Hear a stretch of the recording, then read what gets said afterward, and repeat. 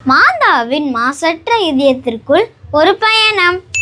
உலகத்தின் பழி பாவங்களுக்காக போராலும் பசியாலும் திருவைக்கும் திருத்தந்தைக்கும் எதிரான கலாபனையாலும் கடவுள் உலகை தண்டிக்க போறாரு. அதற்கு அவர் தந்த அடையாளம் இனம் தெரியாத ஒரு ஒளியார் ஓரிரவு வெளிச்சம் பெறும்.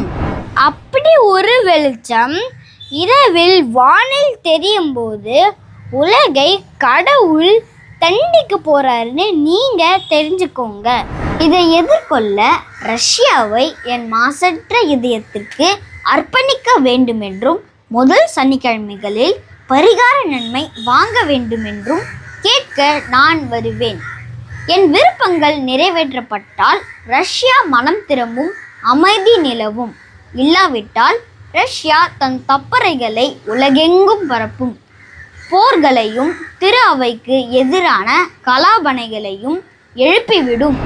நல்லவங்க கொல்லப்படுவாங்க, திருத்தந்தைக்கு அதிக துன்பங்கள் வரும், பல நாடுகள் இல்லாம அழிக்கப்படும். ஆனா இறுதியில் என் மாசற்ற இதயம் வெற்றி பெறும்.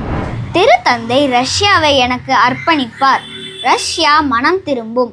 உலகத்துக்கு ஒரு அமைதியின் காலம் கொடுக்கப்படும்.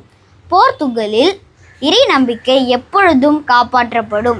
இதை யாருக்கும் சொல்ல வேண்டாம், பிரான்சிஸிடம் மட்டும் இதை சொல்லலாம்னு மாதா சொன்னாங்க. மாதா இதை ரகசியமா வச்சுக்க சொன்னாங்க தானே?